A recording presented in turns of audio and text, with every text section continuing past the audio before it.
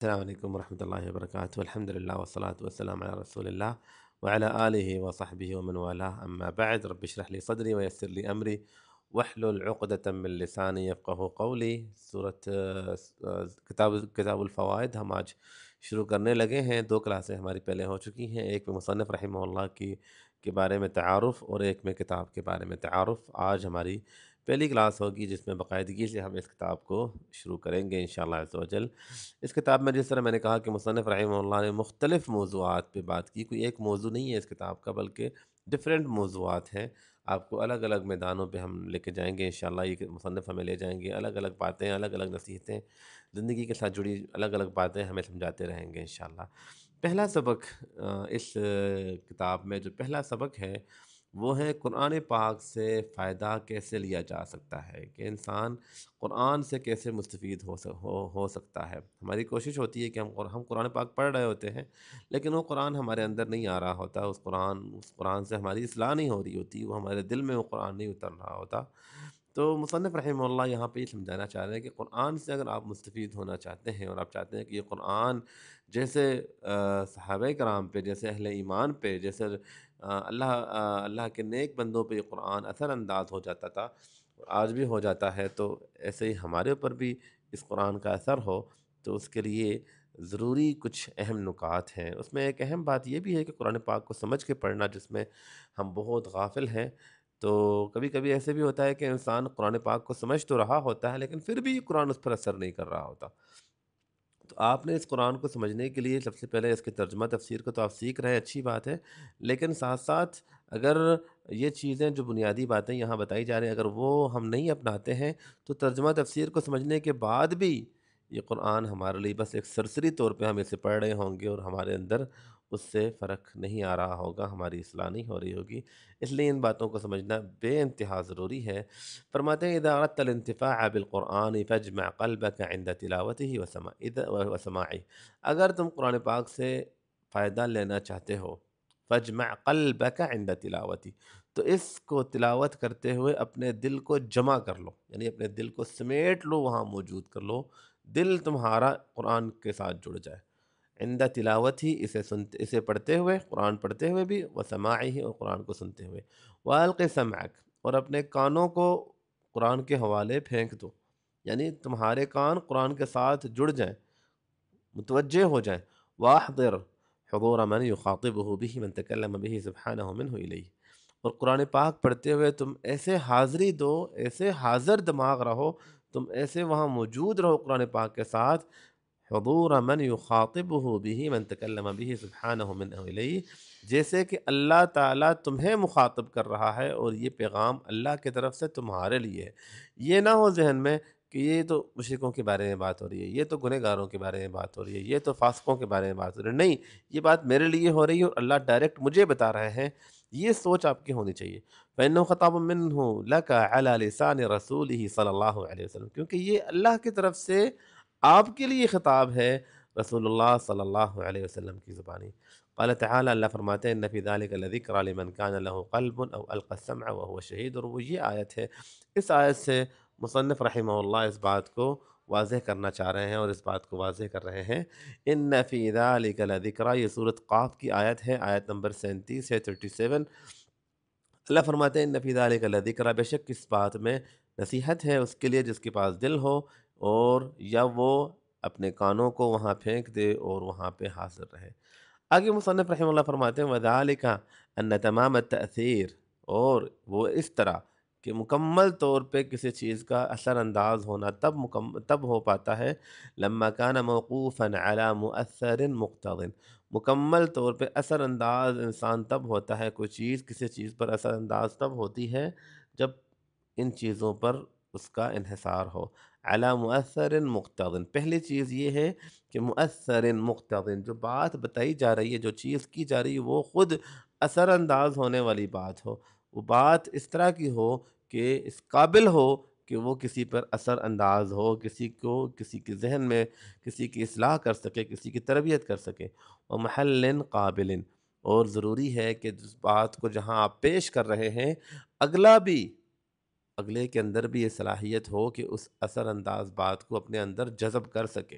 دو چیزیں، بات خود اثر انداز ہو، ٹھیک ہے۔ نمبر دو، جس شخص کے سامنے بات رکھی جا رہی ہے، جس جگہ میں اس بات کو آپ رکھ رہے ہیں، جس جگہ میں اس چیز کو رکھ رہے ہیں، اس جگہ میں یہ صلاحیت ہو کہ وہ اس چیز کو اپنے اندر جذب کرے۔ دو چیزیں ہو گئیں، وشرط لحصول الاثر، اور اس چیز، اس اثر انداز ہونے والی چیز کو وہاں رکھنے کے لیے درمیان میں جو دروازہ ہے وہ موجود ہو۔ اور نمبر چار، وانتفاء المانع الذي يمنع منه، اور جو رکاوٹیں ہیں وہ رکاوٹیں دور کی جائیں، جو رکاوٹیں اس چیز کے اثر انداز ہونے میں رکاوٹ ہو سکتی ہیں۔ یہ چار چیزیں مصنف رحمہ اللہ فرماتے ہیں، اور پھر اس آیت سے ان باتوں کو جوڑتے فرماتے ہیں تضمنت الآیت بیان ذلك کلہ، اس آیت میں اللہ تعالیٰ نے ان ساری باتوں کو بیان کیا ہے بأوجز لفظ، بہترین مختصر الفاظ، وجیز الفاظ کا مطلب ہوتا ہے جامع الفاظ، الفاظ توڑے ہوں لیکن بڑے معنی الفاظ ہوں، وہ ابینہ، اور زیادہ واضح الفاظ، وہ ادلہ علی المراد، اور جو اس مراد، اس مقصد کو زیادہ دلالت، مقصد پہ زیادہ دلالت کرے۔ وہ کیسے؟ کیونکہ قرآن پاک کے جو آیتیں ہیں وہ جامع آیتیں ہیں، یعنی ان کی الفاظ توڑے ہوں گے لیکن ان کی جب آپ غور کرتے ہیں، ان آیتوں کی باریکیوں میں جاتے ہیں، تو آپ کو اندازہ ہوتا ہے کہ یہ تو بہت کوئی بڑی بات ہے، اور ایک ایک آیت کی تشریح میں پوری پوری کتاب لکھی جا سکتی ہے۔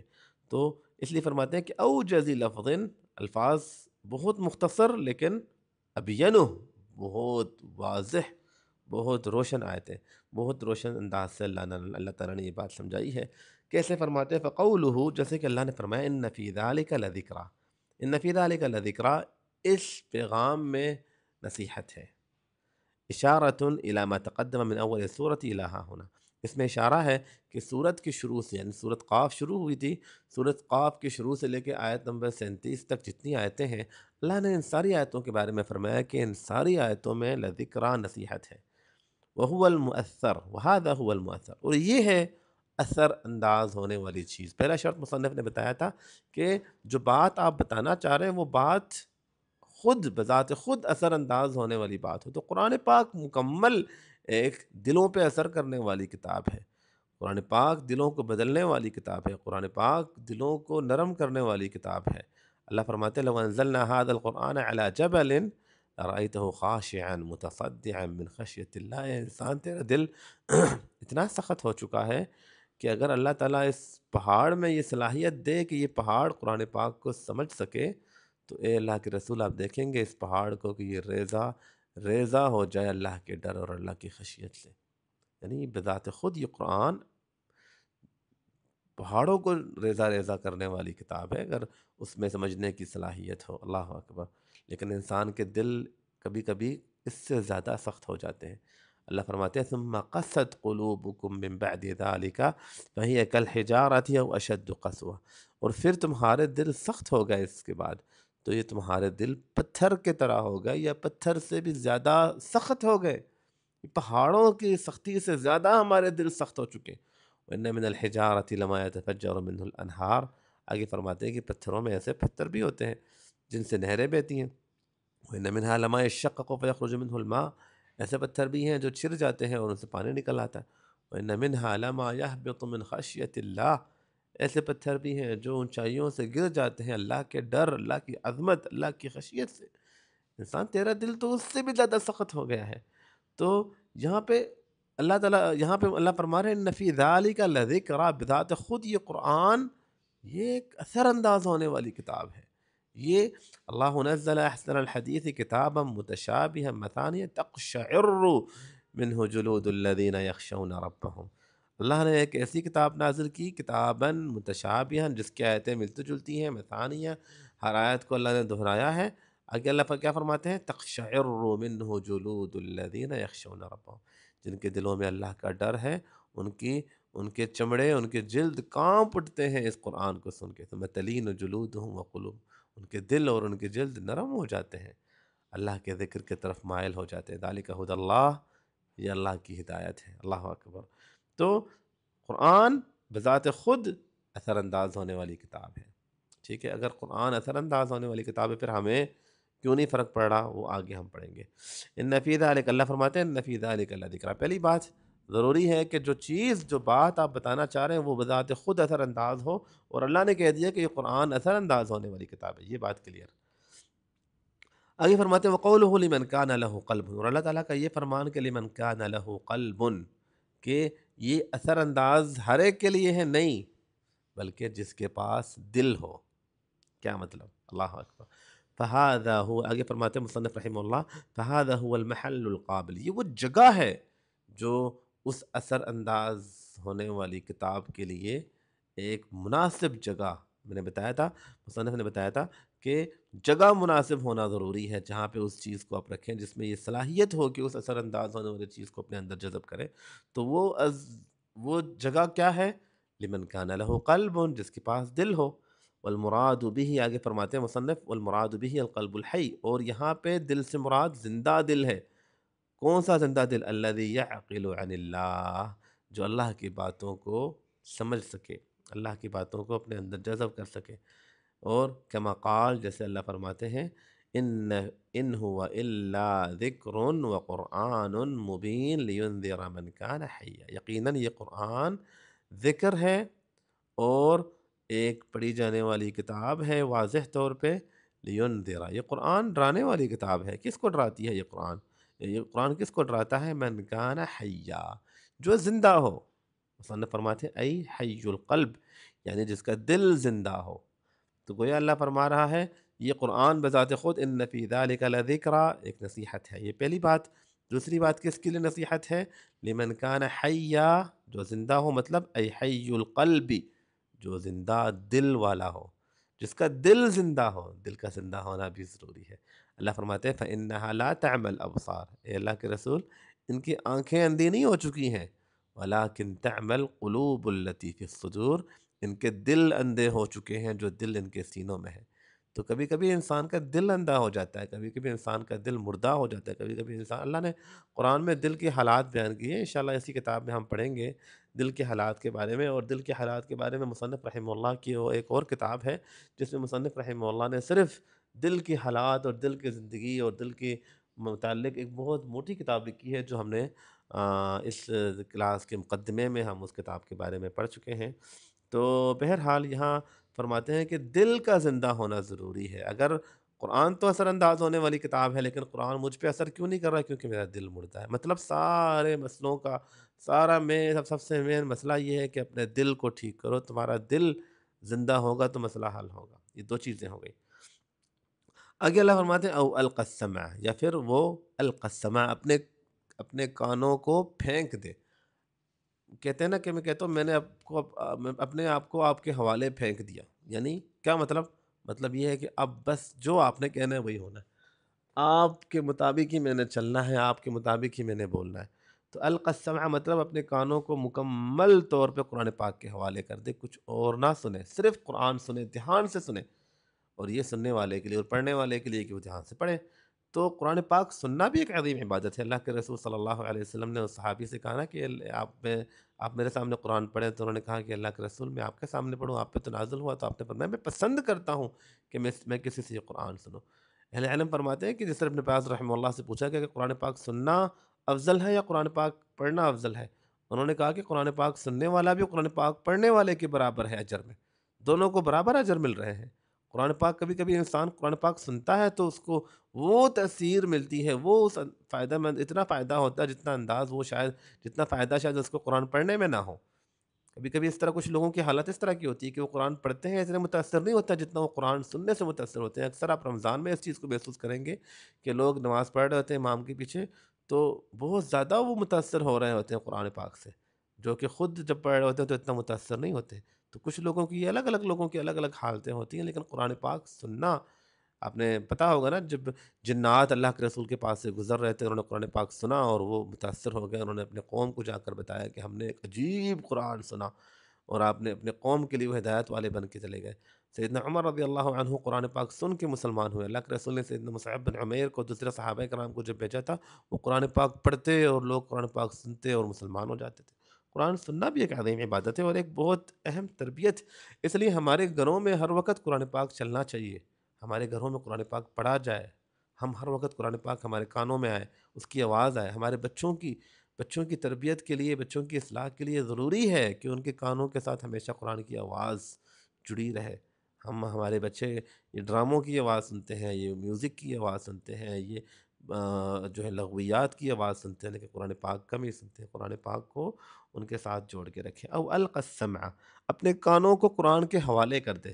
ای وجہ سمعه واصغى حاسة سمعه الى ما يقال له، اس کا کیا مطلب ہے؟ ای وجہ سمعه، اپنے کانوں کو متوجہ کر دے، واصغى حاسة سمعه الى ما يقال له، جو بات اس سے کہی جا رہی ہے اس کی طرف وہ اپنے کان کی جو حاسہ ہے، سننے کی جو صلاحیت ہے نا، اس کو اس کے ساتھ جوڑ دے۔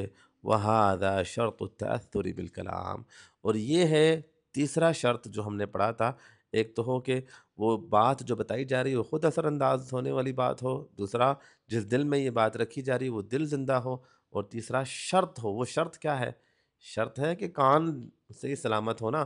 آپ کے سامنے قرآن پاک پڑھا جا رہا ہے تو آپ سن ہی نہیں رہے ہو، تو پھر کیسے آپ قرآن پاک، بے شک آپ کا دل زندہ ہو، قرآن پاک سننا بھی تو ضروری ہے، تو وہ شرط دل ہے، کان ہے جس کا ہونا موجود ہے، جو کہ مصنف نے پیچھے ذکر کیا تھا، اور جو اللہ تعالیٰ نے وَهُوَ أَوْ أَلْقَى السَّمْعَ کہہ کہ اپنے کانوں کو اس کے طرف متوجہ کرے، کانوں کو اس کے حوالے کر دے، تو کان اس کے حوالے ہونا ضروری ہے۔ اور آخری بات جو 4 شرائط میں سے آخری شرط ہے وہ ہے وَهُوَ شہید، اور وہ خود بذات خود وہاں پہ شاہد رہے، حاضر رہے۔ حاضر رہنے کا مطلب کیا ہے کہ کبھی کبھی انسان سن تو رہا ہوتا ہے لیکن اس کا ذہن کہیں اور ہوتا ہے۔ میں آپ کی بات سن تو رہا ہوں لیکن میں سوچ کچھ اور رہا ہوں، تو کیونکہ میں سوچ رہا ہوں تو میرا ذہن آپ کے ساتھ نہیں ہے، تو میں حقیقت میں وہاں حاضر نہیں ہوں۔ آپ کہتے ہیں یہ بندہ حاضر دماغ نہیں ہے، مطلب اس کا دماغ کہیں اور ہے اور یہ باتیں میری سن رہا ہے لیکن توجہ نہیں دے رہا۔ تو یہاں اللہ فرماتے ہیں وَهُوَ شہید، اور وہ شخص وہاں پہ شہید ہو، حاضر دماغ ہو، وہ اپنے دل اور دماغ مکمل طور پہ اس قرآن پاک کی طرف جوڑ لے، صرف کانوں کو نہ جوڑے، کانوں کو جوڑنے کے ساتھ وہ مکمل طور پہ اپنے دل اور دماغ کو یہاں پہ آپ کے ساتھ قرآن پاک کے ساتھ جوڑے گا۔ ای مصنف فرماتے ہیں ای شاہد القلب حاضر غیر غائب، دل کا شاہد ہو، موجود ہو، حاضر ہو، وہاں پہ حاضر دماغ ہو، حاضری ہو اس کی وہاں پہ، غیر غائب، غائب نہ ہو۔ تو یہ 4 شرائط ہیں جو کہ آگے ابن قتیبہ رحمہ اللہ کے حوالے سے مصنف رحمہ اللہ نے، ابن قیم رحمہ اللہ آگے ابن قتیبہ رحمہ اللہ کا قول نقل کرتے ہیں اور اپنے اس بات کو واضح کرتے ہیں۔ ابن قتیبہ رحمہ اللہ ایک بہت بڑے ادیب تھے، بہت بڑے مصنف تھے، جو کہ 213 ہجری میں فوت ہوئے، یعنی ابن قیم رحمہ اللہ سے کئی سال پہلے فوت ہو چکے ہیں۔ تو ان کی باتوں سے امام ابن قیم رحمہ اللہ اپنے اس بات کو مزید تقویت دیتے ہیں کہ یہ بات میں ہی نہیں بلکہ ابن قتیبہ نے بھی یہ بات کی تھی۔ ابن قتیبہ رحمہ اللہ نے کیا فرمایا تھا؟ فرماتے ہیں استمع کتاب اللہ وهو شاہد القلب والفہم، اللہ کی کتاب کو وہ سنے اور وہ اپنے دل اور اپنے فہم کے ساتھ وہاں پہ موجود ہو، لیس بغافل، غافل نہ ہو، ولا ساہن، اور نہ ہی توجہ کہیں اور ہو، وهو اشارۃ الی المانع، اور یہاں پہ اشارہ ہے، یعنی لفظ شہید جو ہے نا، وهو شہید جو ہم نے آخری پڑھا، یہ وہ مانع ہے۔ مطلب یہ ہے کہ اگر آپ شہید نہیں ہیں، مطلب اگر آپ حاضر دماغ نہیں ہیں، قرآن پاک تفسیر کرنے والی کتاب ہے اور دل زندہ ہے، اور تیسری بات ہمیں بتائی گئی ہے کہ کان اس طرف متوجہ ہو، اور چوتھا ہم نے پڑھا تھا کہ مانع نہ ہو، رکاوٹ نہ ہو۔ رکاوٹ کیا ہے؟ رکاوٹ یہ ہے کہ تمہارا توجہ نہیں ہے، یہ رکاوٹ ہے نا کہ تم قرآن سن تو رہے ہو لیکن توجہ نہیں ہے، تو رکاوٹ ڈال دی تم نے، تو وہ رکاوٹ کو ہٹانا ضروری ہے۔ فرماتے ہیں وَهُوَ إِشَارَةٌ إِلَى الْمَانِعِ مِنْ حُصُولِ التَّأْثِيرِ، اور یہاں پہ اس رکاوٹ کا ذکر ہے جو اثر انداز ہونے سے روکنے میں سبب، جو مین سبب ہے۔ آگے فرماتے ہیں وَهُوَ سَهْوُ الْقَلْبِ، اور وہ رکاوٹ کیا ہے؟ سَهْوُ الْقَلْبِ وَغَيْبَتُهُ، دل کا غافل ہونا، دل کا غائب ہونا، عن تعقل ما يقال له، جو بات بتائی جا رہی ہے اس طرح توجہ دینے سے، والنظر فی، اس پر غور کرنے سے، وتأمل، اور اس کے بارے میں فکر مند، اس کے بارے میں فکر کرنے سے۔ فإذا حصل المؤثر، جب اثر کرنے والی چیز موجود ہو، وهو القرآن، جو کہ قرآن ہے، پہلی بات، والمحل القابل، اور وہ جگہ موجود ہو، محل، وہ جگہ جہاں پہ اس قرآن کو آپ رکھیں گے، قرآن کی آیت کو رکھیں گے، اللہ کے فرمان کو رکھیں گے، وهو القلب الحی، اور وہ ہے زندہ دل۔ جب قرآن موجود ہو، زندہ دل موجود ہو، ووجد الشرط، اور شرط موجود ہو، شرط کیا ہے؟ اللہ اکبر، وہو الاصغاء، اور وہ ہے سننا، قرآن ہو، دل زندہ ہو، سننا، کان آپ نے اس کے حوالے کر دیے قرآن پاک کے حوالے، وانتفى المانع، اور رکاوٹ کو سائڈ میں کر دو۔ رکاوٹ کیا ہے؟ وہو اشتغال القلب وذهوله عن معنى الخطاب، جو بات بتائی جا رہی ہے اس سے دل کا غافل ہونا، دل زندہ تو ہے لیکن دل کہیں اور ہے، یہ رکاوٹ نہ ہو۔ وانصرافه عنه الى شيء آخر، اور دل کا قرآن پاک سے ہٹ کے کہیں اور متوجہ ہونا، یہ رکاوٹ ہے، اس رکاوٹ کو دور کیا جائے۔ جب یہ ساری چیزیں ہوں گی حصل الاثر، تب اثر ضرور ہوگا۔ اور اثر کیا ہے؟ وہو الانتفاع، قرآن پاک سے فائدہ ہونا، والتذکر، اور قرآن پاک سے نصیحت لینا۔ بہرحال یہ پہلے سبق کا ہمارا جو پہلا سبق ہے اس کا پہلا حصہ ہے۔ آج پہلی کلاس تھی اس لیے میں اس کو مزید طول نہیں دوں گا۔ اس سبق کے دو حصے ہیں، جو دوسرا حصہ ہے اس کو ہم اگلی کلاس میں پڑھیں گے تاکہ آپ کے لیے ان باتوں کو سمجھنے میں دشواری نہ ہو۔ اور آخر میں مختصراً جو آج ہم نے پڑھا ہے میں اس کو جو مین پوائنٹس ہیں ان کو اپنے سامنے رکھوں، آپ کے سامنے رکھوں۔ قرآن پاک سے مستفید ہونے کے لیے 4 اصول مصنف رحمہ اللہ نے بتائے ہیں، جو کہ اللہ تعالیٰ کی اس آیت میں سورۃ قاف کی آیت نمبر 37 میں موجود ہے۔ ان فی ذلک لذکریٰ لمن کان لہ قلب او القى السمع وہو شہید، کہ سب سے پہلے وہ چیز خود بذات خود اثر انداز ہونے والی چیز ہو، وہ بات اثر کرنے والی بات ہو۔ ان فی ذلک لذکریٰ، اللہ فرماتے ہیں بے شک یہ قرآن ایک ذکرہ ہے، نصیحت ہے، اثر انداز ہونے والی کتاب ہے۔ پہلی بات ہو گئی۔ لمن کان لہ قلب، دوسرا شرط یہ ہے کہ دل زندہ ہو، وہ جگہ جس میں قرآن کو رکھ رہے ہیں وہ جگہ صحیح سلامت ہو، تو وہ دل ہے، اور دل بھی زندہ ہونا ضروری ہے جس طرح کہ ہم آیت پڑھ چکے ہیں۔ اور او القى السمع، یا پھر وہ اپنے کانوں کو اس طرف متوجہ کرے، مطلب شرط موجود ہو، اور وہ شرط کیا ہے کہ کان متوجہ ہوں گے۔ اور چوتھا مصنف رحمہ اللہ نے کہا کہ رکاوٹ رکاوٹ نہ ہو، اور رکاوٹ کیا ہے؟ وہ شہید، کہ انسان شہید نہ رہے، مطلب حاضر نہ رہے، حاضر ہونا ضروری ہے۔ تو یہ 4 چیزیں ہیں، جو 4 چیزیں اگر انسان ان کو جوڑ لیتا ہے اپنے ساتھ تو وہ ضرور قرآن پاک سے مستفید ہوگا۔ اور ہم جو نان عرب ہیں، جنہیں عربی نہیں آتی ہے، ان کے لیے یہ بھی ضروری ہے کہ وہ اس کی ترجمے کو بھی سمجھے، کیونکہ یہ تو اس شخص کے لیے جو ترجمہ سمجھ رہا ہوتا ہے نا، جو ترجمہ سمجھ ہی نہیں رہا تو وہ اس کے لیے ترجمہ سمجھ کے پڑھنا ضروری ہے۔ تو ترجمے کے ساتھ آپ جب پڑھیں گے اور ساتھ میں ان چاروں شرائط کو سامنے رکھیں گے تو یقیناً یہ قرآن آپ کو فائدہ دے گا، یقیناً یہ قرآن آپ کو بدلے گا، یقیناً یہ قرآن آپ کی اصلاح کرے گا۔ اللہ تعالیٰ کہنے والے کو بھی عمل کرنے کی توفیق عطا فرمائے۔ آپ سب کو اللہ تعالیٰ عمل کرنے کی توفیق عطا فرمائے۔ السلام علیکم ورحمۃ اللہ وبرکاتہ۔